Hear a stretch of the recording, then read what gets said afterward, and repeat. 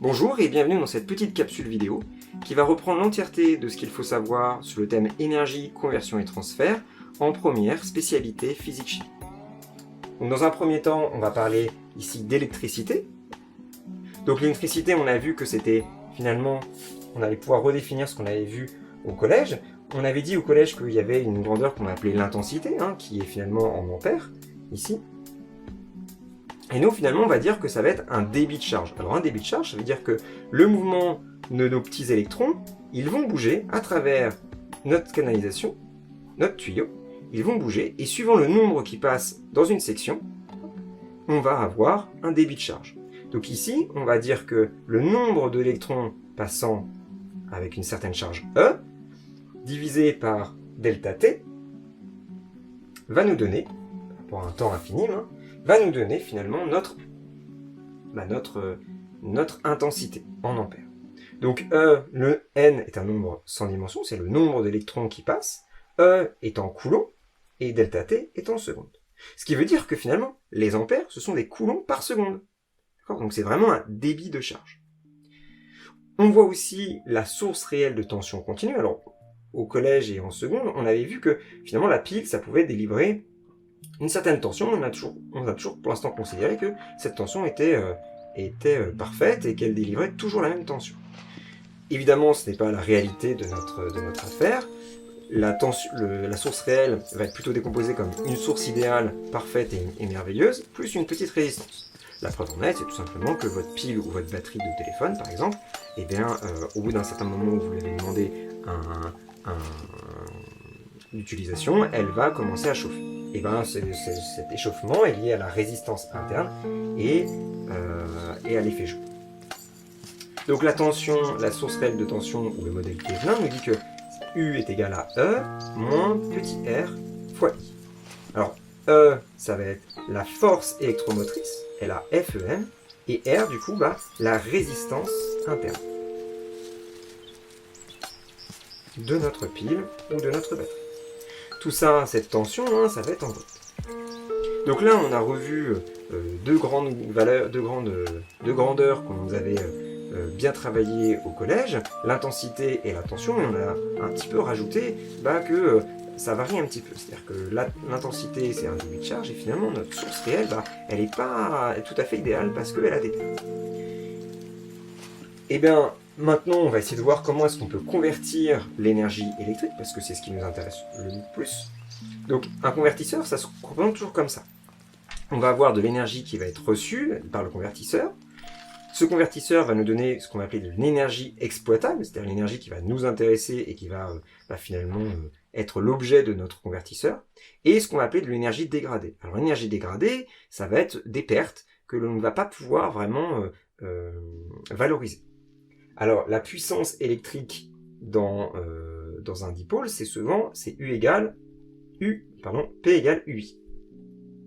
L'énergie associée à cette puissance, E élec, ça va être P élec fois delta T. Delta T étant bien évidemment le temps d'utilisation. Sachant que, évidemment, il n'y a pas d'énergie qui part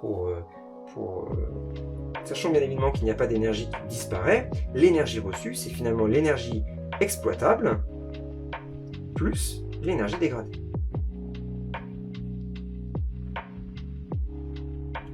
Ce qui va nous permettre de définir le rendement. Le rendement, ça va être l'énergie exploitable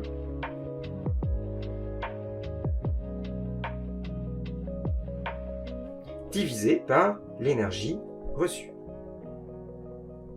Ça peut être aussi la puissance exploitable divisé par la puissance reçue. Ce rendement, il est forcément inférieur à 1. Forcément inférieur à 1, pourquoi ? Parce que forcément on a toujours un petit peu d'énergie dégradée. Alors cette énergie dégradée, l'objectif ça va être de la minimiser. Il y a certains convertisseurs qui la minimisent très bien, comme par exemple un radiateur électrique. L'énergie dégradée elle est très faible puisque l'objectif ça va être de valoriser la production de chaleur par électricité. Mais à l'inverse, il y a des systèmes comme ceci qui vont avoir une énergie dégradée très importante. Je pense notamment au moteur à explosion, qui est un convertisseur tout pareil, sauf que l'énergie dégradée, elle est très importante parce que vous avez bien vu que votre moteur il chauffe, il y a des frottements, il y a plein de choses, et l'énergie dégradée, elle est très importante par rapport à l'énergie exploitable. Donc, il faut bien faire attention d'avoir un rendement inférieur à 1. Si vous avez quelque chose de supérieur à 1, c'est que clairement vous vous êtes trompé quelque part.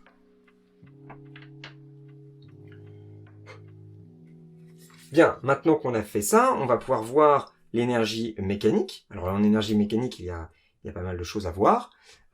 Premièrement, on va définir ce que c'est l'énergie cinétique. On en a déjà parlé en seconde. Ça va être 1/2 de mv carré pour un objet, un objet ponctuel ou massique.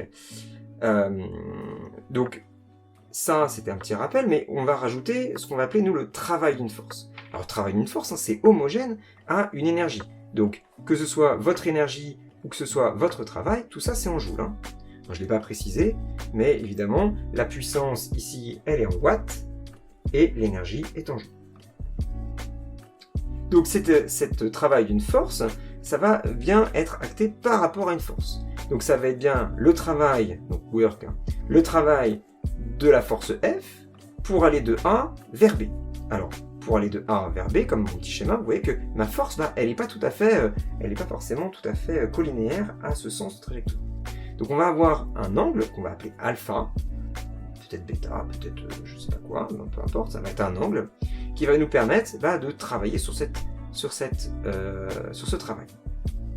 La définition du travail, ça va être le produit scalaire de F par rapport à B. Alors là, attention, c'est pas une multiplication, c'est bien un produit scalaire, puisque nos deux entités ne sont pas des nombres réels ou entiers, ce sont bien des vecteurs avec tout ce qui en suit. Pour passer au produit multiplication, on va prendre la norme de F, la norme de AB, fois facteur du cosinus de cet angle-là. D'accord ? On va bien ici avoir notre cosinus qui va apparaître pour avoir finalement l'orientation de la force par rapport au mouvement. Alors ça implique qu'il y a plusieurs types de travaux. Il y a les travaux des forces qu'on va dire moteurs, donc si jamais le travail il est positif par rapport au cosinus, bien évidemment. Si le travail est positif, alors il est moteur. Si il est égal à 0, le travail est nul. Et si le travail est négatif, alors il va être résistant. Nouvelle loi très importante que l'on va voir ici, c'est le théorème de l'énergie cinétique. Alors, ce théorème est très important parce qu'il va nous permettre de relier le mouvement d'un objet, sa vitesse, avec justement les forces qui vont s'appliquer sur lui. Alors, le théorème de l'énergie cinétique nous dit que la variation d'énergie cinétique, donc c'est-à-dire énergie cinétique finale moins énergie cinétique initiale, va être égale à la somme de tous les travaux des forces entre A et B. Toutes les forces, qu'elles soient conservatives, moteurs, résistantes, non conservatives, tout ça, ça va être tous les travaux, on va les additionner et ça va nous faire la variation de l'énergie cinétique. Alors, ce théorème est très important, mais il est des fois pas forcément tout à fait pratique. Donc on va définir encore autre chose, on va définir l'énergie potentielle. Alors l'énergie potentielle, on l'a déjà définie en seconde, ça va être M, la masse de l'objet, fois G, l'intensité de pesanteur, fois H, sa hauteur. L'énergie potentielle, elle dérive d'une force conservative. Le poids est conservatif, c'est-à-dire qu'il ne va pas dépendre du poids. Donc la variation d'énergie potentielle, ça va être le travail entre A et B de des forces non conservatives. Conservatives. Forces conservatives.